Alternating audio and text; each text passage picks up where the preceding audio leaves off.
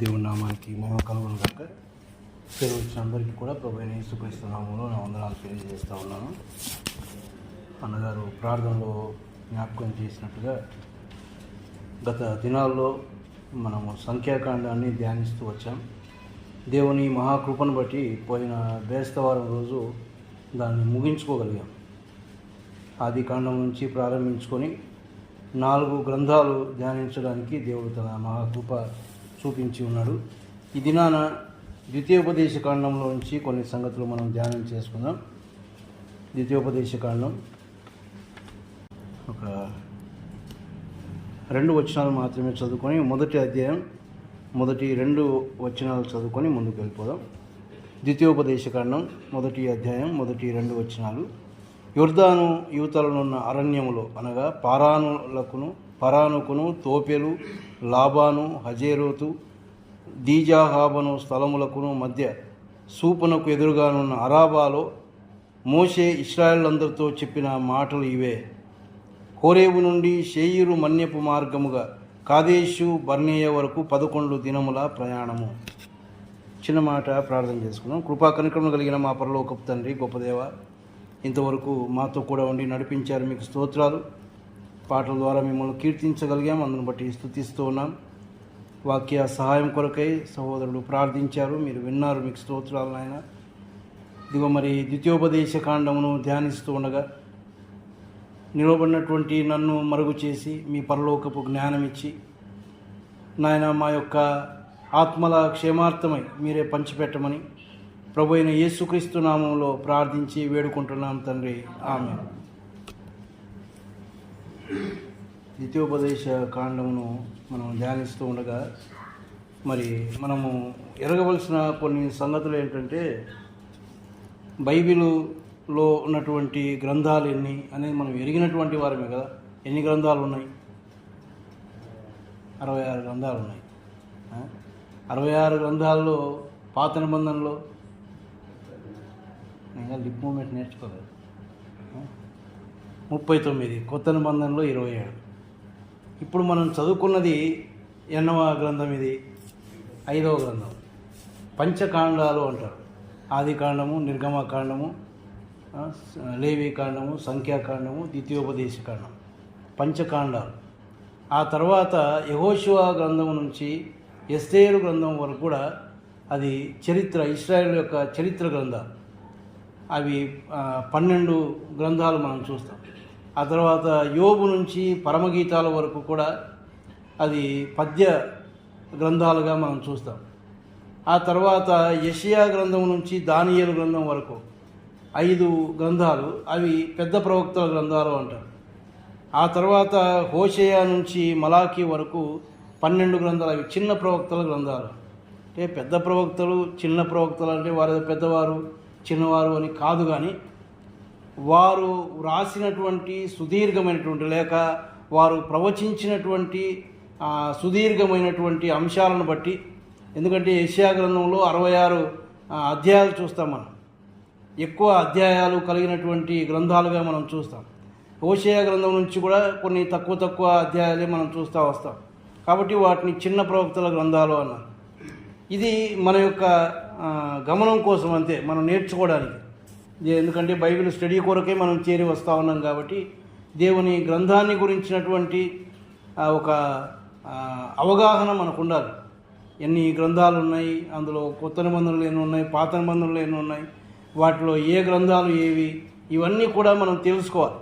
మంచిది. మరి ఈ దినాన మనం ద్వితీయోపదేశ కాండాన్ని గురించి ధ్యానించుకోక పూర్వం, అంటే అది పూర్తి వివరణలోనికి వెళ్ళకపోవడం, క్లుప్తంగా ఆ యొక్క గ్రంథాన్ని గురించినటువంటి ఒక క్లుప్త వివరణ మనం ఆలోచన చేస్తే, ఇది 5వ పుస్తకంగా మనం చెప్పుకున్నాం.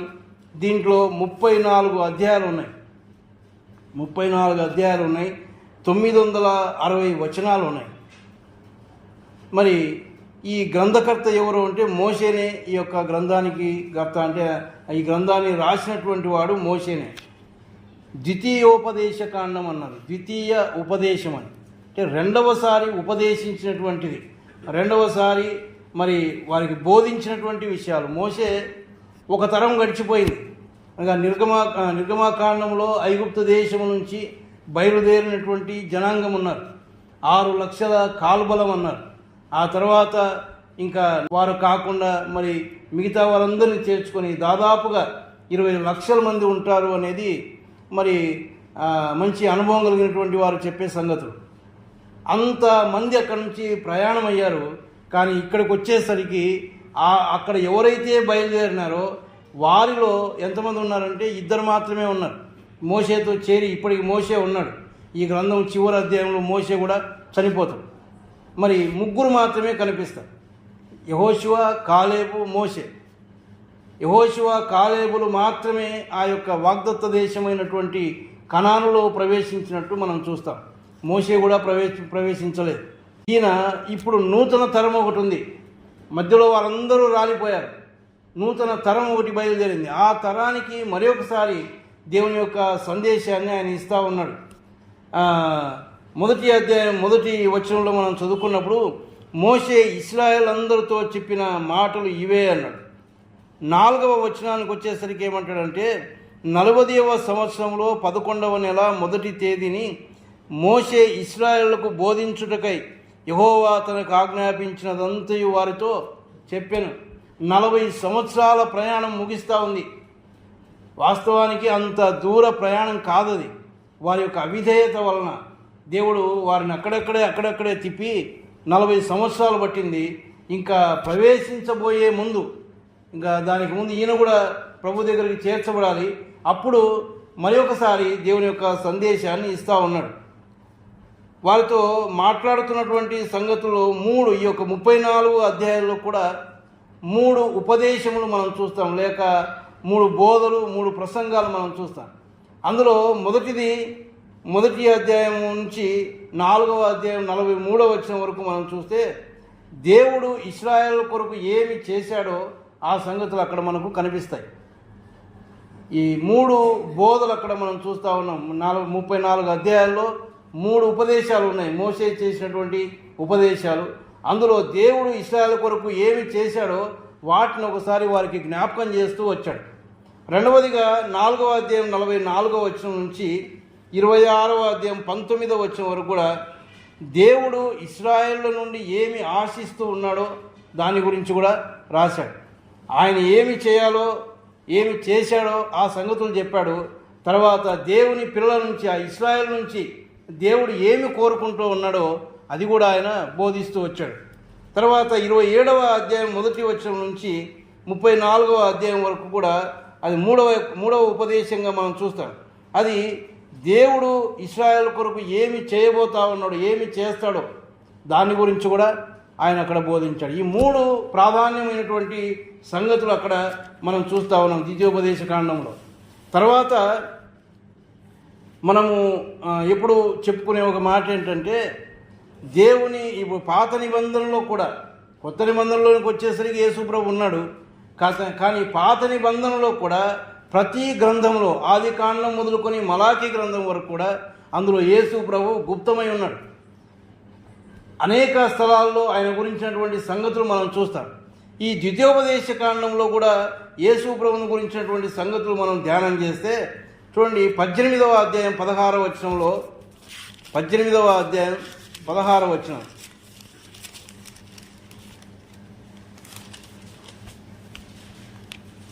ఈ గొప్ప అగ్ని నాకు ఇకను కనబడకుండునుగాక అని చెప్పి తిని, ఆ సమయమున నీ దేవుడైన యెహోవాను నీవు అడిగిన వాటన్నిటి చొప్పున నీ దేవుడైన యెహోవా నీ మధ్యను నా వంటి ప్రవక్తను నీ సహోదరుల్లో నీ కొరకు పుట్టించును, ఆయన మాట నీవు వినవలెను అన్నాడు.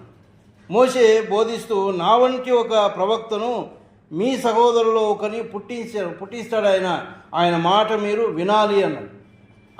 ఆ ప్రవక్త ఎవరో మరి కొత్త నిబంధనలోనికి వచ్చేసరికి మనం చూస్తాం. అపోస్తుల కార్యముల గ్రంథం ఎక్కడ అది నెరవేర్చబడిందో క్రీస్తులో మనం చూస్తాం. అపోస్తుల కార్యముల గ్రంథం 3వ అధ్యాయం 22-23 వచనాలు. అపోస్తుల కార్యములు 3:22-23. మోషే ఇట్లనెను, ప్రభువైన దేవుడు నా వంటి ఒక ప్రవక్తను మీ సహోదరులోని మీ కొరకు పుట్టించును, ఆయన మీతో ఏమి చెప్పినను అన్ని విషయంలో మీరు ఆయన మాట వినవలను, ఆ ప్రవక్త మాట విననివాడు ప్రజలలో నుండి ఉండకుండా సర్వనాశనమగును అని ప్రభు అయిన యేసుక్రీస్తును గురించినటువంటి సంగతులుగా మనం చూస్తా ఉన్నాం. ఇదే మాటలు యోహాను సువార్త 6వ అధ్యాయం 14వ వచనంలో కూడా మనకు కనిపిస్తాయి. అంటే యేసు ప్రభువును ఒక ప్రవక్తగా, నా వంటి ఒక ప్రవక్త అన్నాడు. అంటే ప్రవక్త ఏం చేశాడు? ఈయన దేవునికి ఇశ్రాయేలుకు మధ్యలో ఉండి వారిని నడిపించినటువంటి వాడు. మన ప్రభు అయినటువంటి యేసుక్రీస్తు కూడా దేవునికి నరులకు మధ్యవర్తిగా ఉన్నటువంటి వాడు. అంత మాత్రమే కాదు, మోషే కంటే ఆయన ఘనుడు, మోషే కంటే శ్రేష్ఠుడు. మనందరి కొరకు ఆయన ప్రాణాన్ని అప్పగించాడు.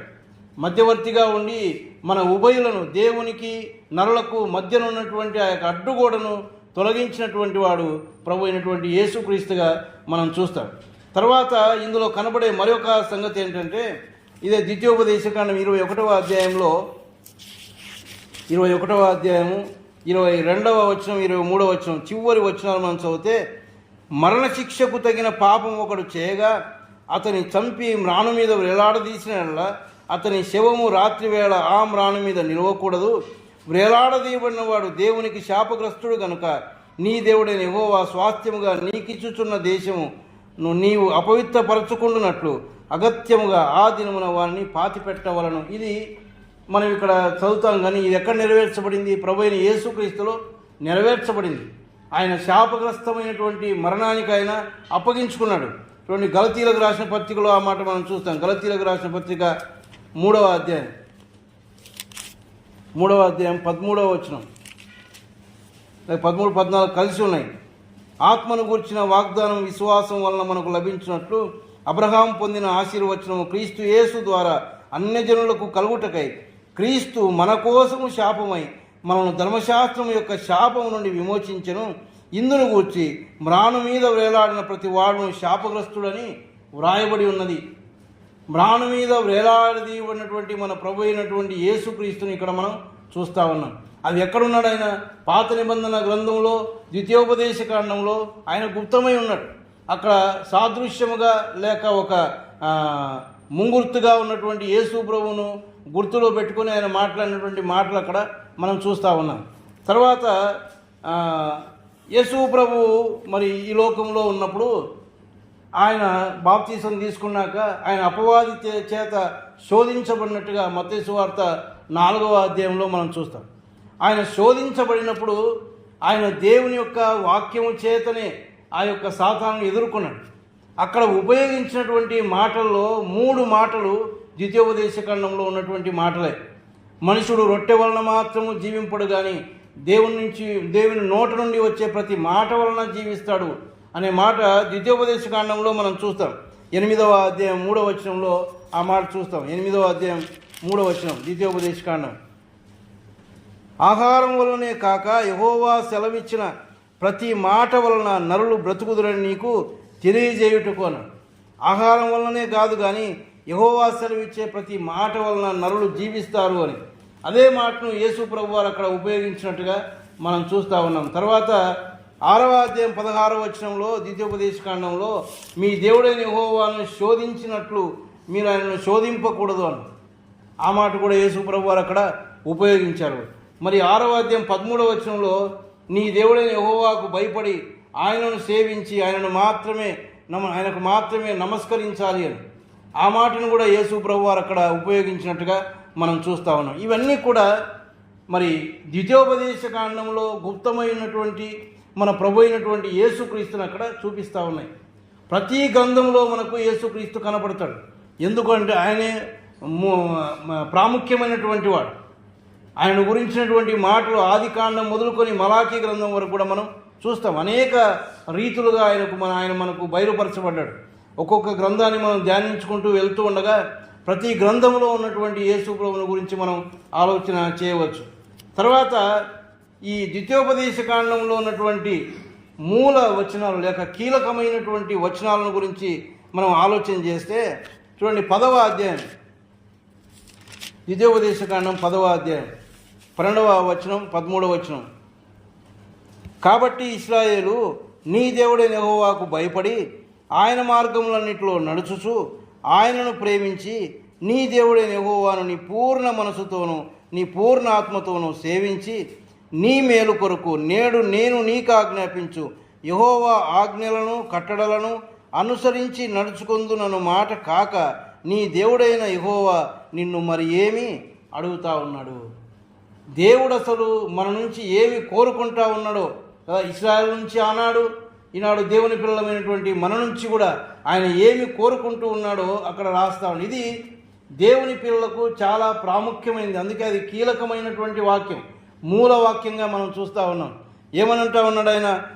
నీ దేవుడైన యెహోవాకు భయపడి ఆయన మార్గములన్నిటిలో నడుచుచు ఆయనను ప్రేమించి నీ దేవుడైన యెహోవాని పూర్ణ మనసుతోనూ నీ పూర్ణ ఆత్మతోనూ సేవించాలి, నీ మేలు కొరకు అన్నాడు. ఎవరి మేలు కొరకు? ఇది మన మేలు కోసమే. ఎందుకు? ఆయన మాత్రమే ప్రేమించాలి, ఆయన మాత్రమే సేవించాలి, ఆయన్నే ఎందుకు ఆరాధించాలి? అది మన మేలు కొరకే. ఏంటి అంటే మనం చూస్తూ ఉన్నాం. తర్వాత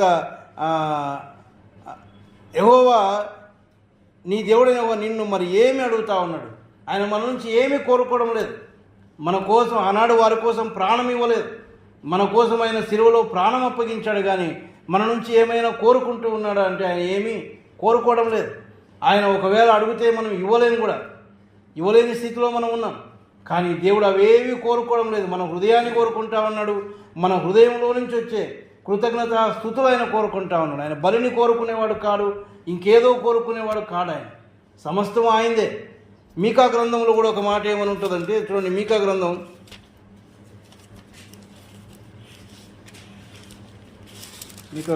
6వ అధ్యాయం 8వ వచనంలో, మనుషుడా, ఏది ఉత్తమమో అది నీకు తెలియజేయబడి ఉన్నది. న్యాయముగా నడుచుకొనుటయు కనికరమును ప్రేమించుటయు దీన మనసు కలిగి నీ దేవుని ఎదుట ప్రవర్తించుటయు ఇంతే కదా యెహోవా నిన్ను అడుగుతా ఉన్నాడు. ఇంతే కదా, ఇంకేం అడుగుతా ఉన్నాడు ఆయన? మరి ఏం అడుగుతా ఉన్నాడు? ఏం అడగడం లేదు. ఆయన్ను ప్రేమించి ఆయన వాక్య ప్రకారం మనం నడుచుకోవాలి. అది కూడా మన మేలు కోసమే. ఎందుకంటే ఆనాడు ఇశ్రాయేలుకు ఎందుకు ఆ మాట చెప్తా ఉన్నాడంటే, మధ్యలో కొంతమంది రాలిపోయారు కదా. ఎందుకు రాలిపోయారు వారు? అవిధేయతను బట్టి, దేవుని మీద సనిగి గొనిగి దేవునికి అవిధేయతగా ప్రవర్తించి మధ్యలో రాలిపోయారు. వాగ్దత్త దేశమైనటువంటి పాలు తేనెలు ప్రవహించే కనాను దేశానికి బయలుదేరారు, కానీ ఆ మధ్యలో రాలిపోయారు. కానీ దేవుని యొక్క ఇష్ట ప్రకారం నడుచుకుంటూ హృదయపూర్వకంగా ఆయన అనుసరించి నడుచుకున్నటువంటి యెహోషువ కాలేబులు అక్కడ చేరుకున్నారు. కాబట్టి మీరు కూడా ఆయన యొక్క వాక్య ప్రకారం ఆయన సంపూర్ణంగా ప్రేమించి ఆయన యొక్క కట్టడలను ఆజ్ఞలను అనుసరించి మీరు నడుచుకుంటే మీరు అక్కడ క్షేమంగా ఆ యొక్క కనాను దేశానికి చేరుతారు. కాబట్టి ఈ యొక్క ఆజ్ఞలను గైకొనండి అని వారిని హెచ్చరిస్తున్నటువంటి రీతిగా మనం చూస్తా ఉన్నాం. ఈనాడు మన పరిస్థితి అయినా అంతే. ప్రభువుని నమ్ముకుంటే సరిపోదు. ఆయనను అంగీకరించామా? మొదట ఖచ్చితంగా ఆయనను అంగీకరించాలి. ఆయన మన యొక్క పాపమును క్షమించాలి, మనం శుద్ధి చేయబడాలి. ఆ తర్వాత ఈ లోకంలో జీవిస్తూ ఉండగా భయంకరమైనటువంటి పాపలోకంలో మనం ఉన్నాం. కానీ ఇహలోక మాలిన్యం మనకు అంటకుండా మనం చూసుకోవాలి. నేను పరిశుద్ధులై ఉన్న ప్రకారం మీరును పరిశుద్ధులై ఉండండి అన్నాడు. మనల్ని ప్రత్యేకపరుచుకున్నాడు దేవుడు. ప్రత్యేకమైనటువంటి జనాంగం. మనం లోకస్తుల వలె అన్యుల వలె మనం ఉండడానికి వీల్లేదు. మనం ఒక ప్రత్యేకమైన జీవితం మనం కలిగి ఉండాలి. అలాగ జీవిస్తూ ఆయన దగ్గరికి మనం ప్రవేశించాలి. ఆయన మధ్యాకాశంలోనికి వచ్చేలోపు లేక మనం ఈ లోకాన్ని విడిచేలోపు ఆయన సారూప్యంలోనికి మనం రావాలి. క్రీస్తు యొక్క సారూప్యం మనం కోల్పోయాం కదా. ఆది మానవుణ్ణి దేవుడు సృజించినప్పుడు ఎలాగ సృజించాడు? ఆయన స్వరూపంలో చేసుకున్నాడు. కానీ పాపం చేసి ఆయన యొక్క స్వరూపాన్ని కోల్పోయాడు.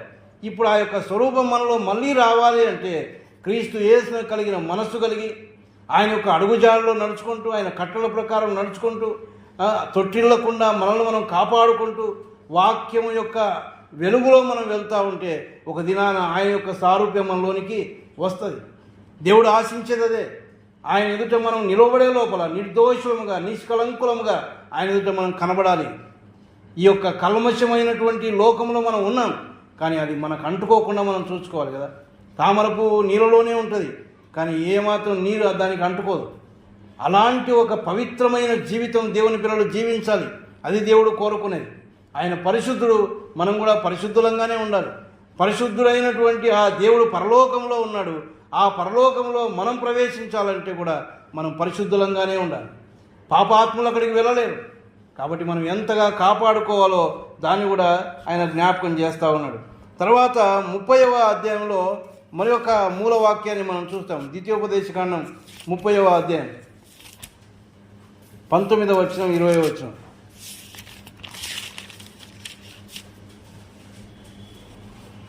నేడు జీవమును మరణమును ఆశీర్వాదమును శాపమును నేను నీ ఎదుట ఉంచి భూమి ఆకాశములను మీ మీద సాక్షులుగా పిలుచుచున్నాను. నీ పితరులైన అబ్రహాము, ఇస్సాకు, యాకోబులకు ఆయన ప్రమాణము చేసిన దేశంలో మీరు నివసించున్నట్లు యెహోవాయే నీ ప్రాణమునకును నీ దీర్ఘాయుష్కును మూలమై ఉన్నాడు. కాబట్టి నీవును నీ సంతానమును బ్రతుకుచు నీ ప్రాణమునకు మూలమైన నీ దేవుడైన యెహోవాను ప్రేమించి ఆయన వాక్యమును విని ఆయనను హత్తుకొనున్నట్లును జీవమును కోరుకొనుడి.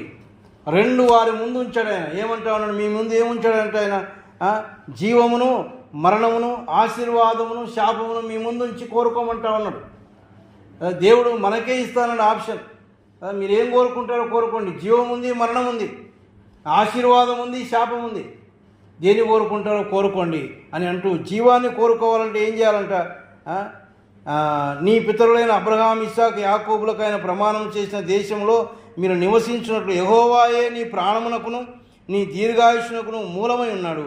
కాబట్టి నీవును నీ సంతానమును బ్రతుకుచు నీ ప్రాణమునకు మూలమైన నీ దేవుడైన యెహోవాను ప్రేమించి ఆయన వాక్యమును విని ఆయనను హత్తుకొనున్నట్లును జీవమును కోరుకోండి. మీరు కోరుకోవాల్సింది జీవాన్నే అని చెప్తాను. దేవుని పిల్లలు కోరుకోవాల్సింది జీవమే. మరణం అనేది ఏ మరణం? ఇది ఈ శరీర సంబంధమైన మరణం కాదు. నిత్య నరకం ఉంది. అది ఎల్లప్పుడూ మనం అందులో కాలవలసింది. అది నిత్య నరకాగ్ని. అది రెండవ మరణంగా దేవుని యొక్క గ్రంథంలో మనం చూస్తూ ఉన్నాం. అంటే శరీర రీతిగా ఇక్కడ చనిపోతాం, కానీ ఆ తర్వాత ఆ నరకాగ్నిలో ఉండడం అనేది రెండవ మరణం. ఆ యుగ యుగాలు కాలవలసిందే. దాన్ని కోరుకోవద్దు. మన ముందే ఉంచుతూ ఉన్నాడు. మీకు జీవం కావాలా, మరణం కావాలా, ఆశీర్వాదం కావాలా, శాపం కావాలా? ఆశీర్వాదం కావాలంటే ఏం చేయాలి? ఆయన మాట మనం వినాలి. ఆ సంగతులు తర్వాత కూడా మనం చూస్తాం. తర్వాత ఈ యొక్క ద్వితీయోపదేశకాండంలో ఉన్నటువంటి ముఖ్యమైనటువంటి సందేశాన్ని నేను క్లుప్తంగా అక్కడక్కడ కొన్ని సంగతులు మీకు జ్ఞాపకం చేసి నేను ముగిస్తాను మనకున్నటువంటి సమయంలోనే. ఇందాక మనం అనుకున్నట్టు మరి ఆశీర్వాదమును శాపమును ఆయన మన ముందు ఉంచాడు. వాటిని కోరుకోమంటా ఉన్నాడు. మరి ఎవరికి ఆశీర్వాదం దొరుకుతుంది, ఎవరికి శాపం అంటే 28వ అధ్యాయంలో ఆ మాటలు ఉన్నాయి. ద్వితీయోపదేశకాండం 28వ అధ్యాయంలో మొదటి 2 వచనాలు మనం చదివితే, నీవు నీ దేవుడైన యెహోవా మాట శ్రద్ధగా విని నేడు నేను నీకు ఆజ్ఞాపించుచున్న ఆయన ఆజ్ఞలన్నింటినీ అనుసరించి నడుచుకొనిన ఎడల నీ దేవుడైన యెహోవా భూమి మీదనున్న సమస్త జనముల కంటే నిన్ను హెచ్చించును. నీవు నీ దేవుడైన యెహోవా మాట వినిన ఎడల ఈ దీవెనలన్నీ నీ మీదికి వచ్చును. ఆయన మాటను వింటే నీకు దీవెనలు ఉన్నాయి. ఆయన వాక్య ప్రకారం నడుచుకుంటే నీకు దీవెనలు ఉన్నాయి. ఆ దీవెనలు ఏంటో ఆ 3వ వచనం నుంచి మనం చూస్తాం. అవన్నీ మనం ఒకవేళ ఇంటికి పోయినా చదువుకుంటే చాలా దీవెనలు అక్కడ మనం చూస్తాం. భూమి మీద కూడా కదా, భూమి మీద ఉన్న సమస్త జనుల కంటే నిన్ను హెచ్చిస్తాను అన్నాడు. దేవుని పిల్లలను ఆయన ఎప్పుడే కానీ తలగా ఉంచుతాను కానీ తోకగా, ఆ మాట కూడా అక్కడే ఉంది. చివరి వచనం 14వ వచనంలో యెహోవా నిన్ను తలగా నియమించును కానీ తోకగా నియమింపడు, నీవు పైవాడవుగా ఉండు కానీ క్రిందివాడవుగా. అటువంటి గొప్ప ఆశీర్వాదం దేవుడు మనకిస్తాడు ఎప్పుడు? ఆయన మాట వినిన ఎడల.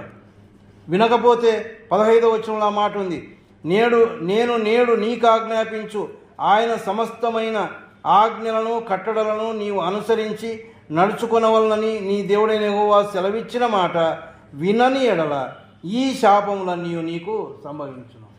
వింటే ఆశీర్వాదం, వినకపోతే శాపం, నాశనమే. అంతే. ఇంకా శాపం అంటే నాశనమే, నిత్య నరకాగ్ని మన గతి. ఈ సంగతులు కూడా దేవుడు వారికి బోధించాడు. ఈనాడు మనకు కూడా ఆయన అదే ముఖ్యమైనటువంటి సందేశం. ద్వితీయోపదేశకాండంలో ఉన్నటువంటి సందేశం అదే. దేవుని మాట వినాలి. ఆయనను సంపూర్ణంగా పూర్ణ మనస్సుతో, పూర్ణ హృదయంతో, పూర్ణ ఆత్మతో ఆయనను సేవించాలి, ప్రేమించాలి. ఆయన కట్టడల ప్రకారం నడుచుకోవాలి. అదే దేవుడు అక్కడ వారికి ఇస్తున్నటువంటి సందేశం.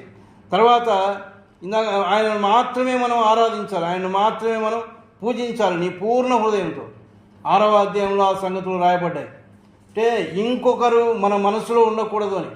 దేవుని స్థానంలో సామాన్యంగా విగ్రహ ఆరాధన అంటే కేవలం ఒక విగ్రహాన్ని పెట్టుకొని ఆరాధించడం మాత్రమే కాదు. దేవుని యొక్క స్థానంలో మనం దేన్ని పెట్టుకున్నా అది విగ్రహమే. అంటే దేవునికి ఇవ్వవలసిన స్థానం. ఒక ఉదాహరణకు మనకు అర్థం కావడానికి, ఒక ఆదివారం పూట కానివ్వండి, ఎప్పుడైనా సరే దేవుని సన్నిధికి రావాలా అన్నప్పుడు మనం చెప్పే కారణాలు కొన్ని ఉన్నాయి కదా. ఎలాంటి కారణం? మా అక్క వచ్చింది ఇంటికి, మా అన్న వచ్చినాడు, లేకపోతే మా బంధువులు వచ్చినారు, లేకపోతే నా బిడ్డకు బాగలేదు, ఏదో మన కారణాలు. అంటే దేవునికి ఇవ్వవలసిన స్థానం ఎవరికి ఇస్తూ ఉన్నాం? మరి ఒకరికి ఇస్తూ ఉన్నాం. అది కూడా విగ్రహమే. కొన్నిసార్లు దేవుని మనం ప్రేమించాలి. దేవుని కంటే ఎక్కువగా ఎవరిని ప్రేమిస్తూ ఉన్నాం? మన పిల్లలను ప్రేమిస్తూ ఉన్నాం, మన తల్లిదండ్రులను ప్రేమిస్తూ ఉన్నాం, మన భార్యను, మన భర్తను ప్రేమిస్తూ ఉన్నాం. దేవుని కంటే ఎక్కువగా వారిని ప్రేమిస్తూ ఉన్నాం. అది విగ్రహంగా దేవుని యొక్క వాక్యంలో మనం చూస్తూ ఉన్నాం. ఆయనను పూర్ణ హృదయంతో ఆరాధించాలి అంటే ఇంకొకరికి స్థానం లేదు. ఆయన్నే సంపూర్ణంగా మనం ఆరాధించాలి. ఆయన ఒకవైపు ఇంకొకటి అంటే కుదరదు. సంపూర్ణంగా ఆయనను అనుసరించాలి, ఆయనను మాత్రమే పూజించాలి. అది దేవుడు కోరుకుంటున్నటువంటిది. ఆయన మాత్రమే మన కొరకు ప్రాణం అప్పగించాడు. ఆయన మాత్రమే మన యొక్క పాపముల కొరకు ప్రాయశ్చిత్తం చేశాడు. మన బాధలన్నీ ఆయన భరించాడు, మన వేదనలు ఆయన భరించాడు, మన పాపములకు రావాల్సిన శిక్ష ఆయన భరించాడు. మరి ఆయన భరించగా ఆయన స్థానంలో ఇంకొకరికి మనం స్థానం ఇస్తే ఆయన దాన్ని ఒప్పుకునేవాడు కాదు. అదే అన్నాడు అక్కడ, ఆయనను మాత్రమే మనం ప్రేమించాలి అని. తర్వాత ఇక్కడున్న ఇంకొక సందేశం ఏంటంటే, ఆయన యొక్క విశ్వసనీయతను జ్ఞాపకం చేసుకో. అంటే వచ్చినటువంటి మార్గంలో చూడండి, 8వ అధ్యాయం ద్వితీయోపదేశకాండం 8వ అధ్యాయం 2వ వచనం. మరియు నీవు ఆయన ఆజ్ఞలను గైకొందువో లేదో నిన్ను శోధించి నీ హృదయంలో ఉన్నది తెలుసుకున్నట్టుకు నిన్ను అనుసు నిమిత్తమును అరణ్యములో ఈ 40 సంవత్సరములు నీ దేవుడైన యెహోవా నిన్ను నడిపించిన మార్గమంతటిని జ్ఞాపకం చేసుకో. 40 సంవత్సరాలు ఐగుప్తులో నుంచి బయలుదేరినప్పటి నుంచి ఈ దినము వరకు నిన్ను దేవుడు ఎలాగ నడిపించాడో జ్ఞాపకం చేసుకో. ఆయన ఎంత నమ్మకస్తుడుగా ఉన్నాడో జ్ఞాపకం చేసుకో. ఆహారం లేదని గొనుగుతా ఉంటే పరలోకపు మన్నాని ఇచ్చాడు ఆయన. మాంసం లేదంటే మాంసం ఇచ్చాడు, నీరు లేదంటే నీరు ఇచ్చాడు. ఇలాగ ఎన్నో వారికి ఆయన అనుగ్రహిస్తూ వచ్చాడు. అద్భుత రీతిగా వారిని నడిపించాడు. వాటన్నిటిని మీరు జ్ఞాపకం చేసుకోండి. ఇది దేవుడిస్తున్నటువంటి ఒక సందేశం. దేవుణ్ణి నమ్ముకున్న నాటి నుంచి నేటి వరకు మనల్ని ఎలాగ నడిపించాడు దేవుడు. మనమే ఎన్నోసార్లు నమ్మకంగా లేము, ఎన్నోసార్లు ఆయనను విడిచి దూరంగా వెళ్ళిపోయాం. మనం ఆయన సన్నిధికి దూరం అయిపోయాం, ఆయన నుంచి దూరం అయిపోయాం. ఆయన మాటలు వినలేదు. మనమే ఎన్నిసార్లు వినలేదో నమ్మిన తర్వాత కూడా. కానీ ఆయన మాత్రం నమ్మకస్తుడుగానే ఉన్నాడు. ఎందుకంటే ఆయన మాట తప్పేవాడు కాదు. ఆయన ఒక్కసారి మాట ఇచ్చిన తర్వాత మాట తప్పడు ఆయన. ఇగో నువ్వు ఆయన దగ్గరకు వచ్చి, ప్రభువా నేను పాపిని, నన్ను నీ కుమారునిగా చేసుకో, కుమార్తెగా చేసుకో అన్నప్పుడు ఆయన కుమారునిగా కుమార్తెగా చేసుకున్నాడు. ఆ మాట తప్పేవాడు కాదు ఆయన. ఆయన కుమారునిగా కుమార్తెగా మనల్ని కాపాడుతూనే ఉన్నాడు. నువ్వు విరోధంగా మాట్లాడినా, విరోధంగా జీవిస్తూ ఉన్నా ఆయన కాపాడుతూనే ఉన్నాడు. అయితే దానికి ఒక అవధి ఉంది. ఆయన ఎంతవరకు ప్రేమించాలో ప్రేమిస్తూ మనల్ని గద్దిస్తూ వస్తాడు. తన యొక్క వాక్యము చేత ఎక్కడ పడిపోయామో, ఎక్కడ దారి తప్పామో దాన్ని ఆయన చూపిస్తూ వస్తాడు. సరి చేసుకుంటే మంచిది, సరి చేసుకోకపోతే. అందుకే అంటాను, ఈ 40 సంవత్సరములు మిమ్మల్ని ఎలాగ నడిపించాడో ఒకసారి మీరు జ్ఞాపకం చేసుకోండి. ఎన్ని కార్యాలు చేయలేదు ఆయన మన జీవితంలో, ఎన్ని అద్భుతాలు చేశాడు ఆయన, ఎన్ని గొప్ప కార్యాలు చేశాడు. మన యొక్క అవసరంలో ఆపత్కాలంలో ఆయన దగ్గరికి వచ్చి మొరపెట్టుకుంటే విన్నాడు ఆయన. ఎన్నో అనారోగ్య పరిస్థితుల్లో, ప్రాణాపాయ స్థితిలో మనం ఉన్నప్పుడు మన మొర ఆలకించాడు. మన అవస్థలు కదా, మన యొక్క అవసరతల నిమిత్తం ఆయన దగ్గర కన్నీరు పెట్టి వేడుకున్నాం, ఆయన మనకు అనుగ్రహించాడు. కానీ అవి అప్పటికప్పుడే మర్చిపోతూ ఉన్నాం. అందుకే అన్నాడు, మీరు వాటిని జ్ఞాపకం చేసుకోండి. మానవుడు ఎప్పుడు మర్చిపోయేవాడే, కృతజ్ఞత కలిగిన వాడు కాదు మానవుడు. అందుకే యేసు ప్రభు కూడా అంతగా ప్రాణం అప్పగించి ఆయన ఏమన్నాడు, నన్ను జ్ఞాపకం చేసుకోవడానికి దీన్ని చేయండి. ఆదివారం ఆయన జ్ఞాపకం చేసుకోవడానికే వస్తూ ఉన్నాం కదా. ఆ రొట్టె రసం ఎందుకు ఉంది అక్కడ అంటే ఆయన యొక్క మరణాన్ని జ్ఞాపకం చేసుకోవడానికి. ఎందుకు ఆయన మన కొరకు మరణించాడో జ్ఞాపకం చేసుకోవడానికి. కానీ మానవుడు మర్చిపోయేవాడు. అందుకే అవన్నీ ఆయన జ్ఞాపకం చేస్తూ ఉన్నాడు. అంతేకాదు, ఆ యొక్క 40 సంవత్సరాల కాలంలో ఆయన ఇచ్చిన భద్రత, అనేక మందితో వారికి యుద్ధం జరిగింది కదా. శత్రువులతో యుద్ధం చేశారు. ఎక్కడే గారు వారు ఓడిపోకుండా వారికి భద్రత ఇచ్చి జయాన్ని ఇచ్చి నడిపించినటువంటి వాడు. మన యొక్క ఆత్మీయ జీవితంలో కూడా సాతానుతో మనకు ఒక యుద్ధం జరుగుతూ ఉంది కదా. ఉదయం లేచిన కానికి మన పోరాటం వానితోనే. అనేక విధాలుగా వాడు మనల్ని శోధిస్తూ ఉండగా దాన్ని జయించడానికి దేవుడు మనకు శక్తిని ఇస్తూ ఉన్నాడు. మీలో ఉన్నవాడు లోకంలో ఉన్నవాని కంటే గొప్పవాడు అన్నాడు. లోకంలో ఉన్న సాతాను కంటే మనలో ఉన్నవాడు గొప్పవాడు. ఆయనకు అప్పగించుకుంటే చాలు, ఆయన నడిపిస్తాడు. కాబట్టి అలాగా వారిని నడిపించినటువంటి వాడు. అంతేకాదు, ఆయనను వెంబడించడం ద్వారా మీరు జీవాన్నే కోరుకోండి. నిజంగా మనం జీవం అంటే నిత్య జీవమైనటువంటి పరలోకాన్ని మనం కోరుకునే వారమైతే మనం ఏం చేయాలి? ఆయనను వెంబడించాలి, ఆయన వెంట వెళ్ళాలి, ఆయన వెళ్ళే మార్గంలో మనం వెళ్ళాలి, ఆయన మాటల ప్రకారం మనం నడుచుకోవాలి. అప్పుడే పరలోక రాజ్యానికి వెళ్తాం, కానీ లేకపోతే వెళ్ళలేము. మనం వెళ్ళే మార్గం ఒకటి, పరలోక రాజ్యానికి వెళ్తాం అనుకుంటే మాత్రం అది మనం అనుకుంటూ ఉండాల్సిందే కదా. చాలాసార్లు ఒక మాట నేను జ్ఞాపకం చేస్తూ ఉంటాను. లూకాసు వార్త 1వ అధ్యాయంలో 2వ అధ్యాయంలోనూ మరి యేసు ప్రభువును వారు యెరూషలేముకు తీసుకొని వెళ్ళారు. తల్లిదండ్రులు తీసుకొని వెళ్ళి అక్కడి నుంచి వచ్చేటప్పుడు ఆయన చూడండి, ఒక్క మాట నేను చదివి త్వరగా ముగిస్తాను. నేను 2వ అధ్యాయం లూకాసు వార్త 2వ అధ్యాయం 44వ వచనం. ఆయన తల్లిదండ్రులు లేక 41 నుంచి చదువుదాం. పస్కా పండుగప్పుడు ఆయన తల్లిదండ్రులు ఏటేటా యెరూషలేమునకు వెళ్ళుచుండువారు. ఆయన 12 ఏళ్ల వాడై ఉన్నప్పుడు ఆ పండుగను ఆచరించుటకై వాడుక చొప్పున వారు యెరూషలేమునకు వెళ్ళిరి. ఆ దినములు తీరిన తర్వాత వారు తిరిగి వెళ్ళుచుండగా బాలుడైన యేసు యెరూషలేములో నిలిచెను. ఆయన తల్లిదండ్రులు ఆ సంగతి ఎరుగక ఆయన సమూహంలో ఉన్నాడని తలంచి ఒక దిన ప్రయాణము సాగిపోయి తమ బంధువులలోనూ నెలవైన వారిలోనూ ఆయన వెదకుచుండిరి. యెరూషలేము నుంచి బయలుదేరి వస్తూ ఉన్నారు. వాళ్ళు ఏమనుకుంటా ఉన్నారంటే, యేసుప్రభు ఎక్కడున్నాడంట? ఆ సమూహంలో ఉన్నాడని తలంచి, ఈ సమూహంలోనే ఉన్నాడులే అని అనుకొని ఒక దినం ప్రయాణమే వెళ్ళిపోయారు. ఒక దినం ప్రయాణం అయిపోయినాక చూసుకుంటే ఎక్కడున్నాడు? ఆయన లేడు. ఆయన యెరూషలేములోనే ఉన్నాడు. ఆయన మనం కూడా చాలాసార్లు ఆయన ఉన్నాడులే అని జీవం సాగిస్తూ ఉన్నాం జీవితాన్ని. ఆయన మన యొక్క అపవిత్రమైన జీవితాన్ని బట్టి ఆయన ఎప్పుడో మనం వదిలిపెట్టేశాడు. ప్రియమైన వారలారా, దేవుడు మనతో కూడా ఉన్నాడు అంటే మనం ఏం చేయాలి? ఆయనతో ఒక సహవాసం కలిగి ఉండాలి. ఆయన ఒక వ్యక్తి మన వెంట వస్తూ ఉన్నాడంటే మనం ఆయనతో మాట్లాడకుండా వస్తామా? ఇద్దరి మధ్యన సంభాషణ ఉండాలి. మౌనంగా ఎంతసేపని ప్రయాణం చేయగలరు ఇద్దరు వ్యక్తులు? దేవుడు మనతో కూడా ఉన్నప్పుడు ఆయనతో మనం మాట్లాడుతూ ఉన్నామా? ఆయన మనతో మాట్లాడుతూ ఉన్నాడా?